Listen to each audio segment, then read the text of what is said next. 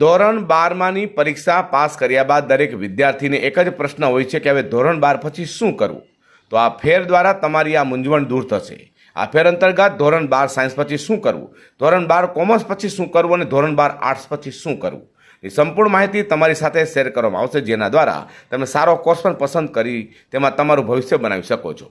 આ ફેર્સે એક પ્લેટફોર્મ પૂરું પાડવા માટે પગલું ભર્યું છે. વિદ્યાર્થીઓને ભારતભરની 30થી વધુ યુનિવર્સિટીઓ અને કોલેજોના પ્રતિનિધિઓ સાથે વાર્તાલાપ કરવા માટે અને ઉચ્ચ શિક્ષણ મેળવવા માટે સક્ષમ બનાવે છે.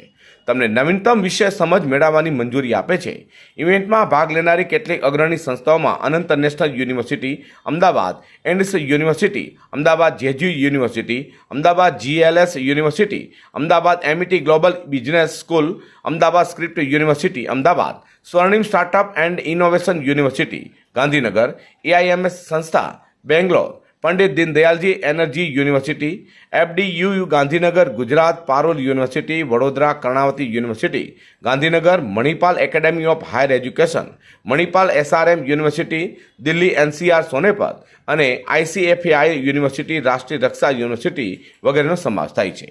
આ વિશે જણાવતા શ્રી સંજીવ બોલિયા, સ્થાપક અને managing director affairs exhibition and media private લિમિટેડે જણાવ્યું હતું કે અમે વિદ્યાર્થીઓને તેમના ભવિષ્ય વિશે માહિતીગાર નિર્ણય લેવામાં જે પડકારોનો સામનો કરવો પડે છે તે સમજીએ છીએ અને તેથી અમે હંમેશા તેમને જરૂરી માહિતી અને માર્ગદર્શન પ્રદાન કરવા માટે પ્રતિબદ્ધ છીએ.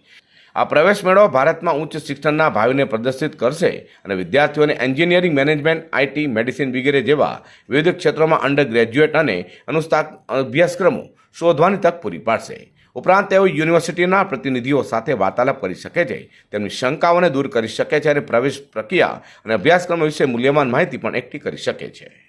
જયદીપ ત્રિવેદી છે, અફેર્સ એક્ઝિબિશન્સ એન્ડ મીડિયા આ એક્ઝિબિશનના આયોજન કરતા છીએ. આ અમારું 19મું એડમિશન ફેર છે, જે ભારતના અલગ અલગ 10 શહેરોમાં થઈ રહ્યું છે. આ એડમિશન ફેરની વિશેષતા એ છે કે આ પ્યોરલી 100% ઇન્ડિયન એજ્યુકેશન ઉપર આધારિત છે, રાઈટ. એટલે આમાં આપને ભારતની અને ગુજરાતની નામાંકિત યુનિવર્સિટીઝ મળશે. એ યુનિવર્સિટીના ડાયરેક્ટ રિપ્રેઝેન્ટેટિવ, એટલે યુનિવર્સિટીના જે ડિસિઝન મેકર્સ હોય, એડમિશન્સ હેડ, એડમિશન ડિરેક્ટર, એડમિશનની ટીમ, ઘણા ફેકલ્ટીઝ, ડીન્સ, એ લોકો પણ અહીંયા પોતે હાજર છે. એટલે આ એવું પ્લેટફોર્મ છે, એવી ઓપોર્ચ્યુનિટી છે સ્ટેક હોલ્ડર એટલે કે સ્ટુડન્ટ્સ માટે, પેરેન્ટ્સ માટે, કે એ લોકો એક જ જગ્યાએ એડમિશન્સ ફેરમાં આવે તો એમને 25થી વધારે યુનિવર્સિટીઝ સાથે ડાયરેક્ટ ઇન્ટરેક્શન થઈ શકે છે. ઘણી ગઈ સાલ આ એક્ઝિબિશન સિંધુ ભવન હોલમાં યોજાયું હતું. આ વર્ષે પ્રાઇડ હોટલમાં થઈ રહ્યું છે.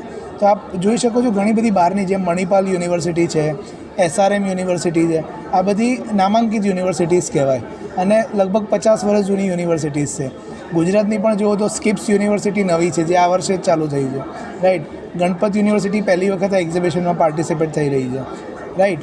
તો ઇન્ડસ યુનિવર્સિટી છે, PDPU છે, GLS છે, આ બધી ગુજરાતની પોપ્યુલર અને નામાંકિત યુનિવર્સિટીઝ છે. તો આમાં સ્ટુડન્ટ્સનો શું ફાયદો થાય?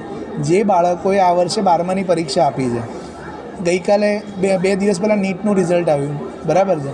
તો ઘણા બધા સ્ટુડન્ટ્સને બહુ જ કન્ફ્યુઝન હોય કે ક્યાં એડમિશન લેવું, રાઈટ. તો એડમિશન માટેના ઓપ્શન્સ શું?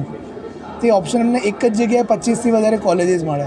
એટલે જાતે પણ એ લોકો પોતે એનાલિસિસ કરી શકે, કમ્પેર કરી શકે, બરાબર. ક્યાં કેટલું કટ ઓફ છે, કઈ યુનિવર્સિટીમાં કેવી ફેસિલિટીઝ છે, કેવું પ્લેસમેન્ટ છે. હું જ્યારે ગ્રેજ્યુએટ થઈને નીકળીશ ત્યારે યુનિવર્સિટીનું પ્લેસમેન્ટ બહુ મેટર કરે છે હવેના સમયમાં, રાઈટ. કદાચ આપને કોઈ સ્કૂલમાં ના પૂછે પ્લેસમેન્ટ, પણ કોલેજ કે તમારો UG પ્રોગ્રામ કે PG પ્રોગ્રામ ક્લિયર થાય એટલે directly related to your placement, કે તમને પહેલી જોબ ક્યાં મળશે, રાઈટ.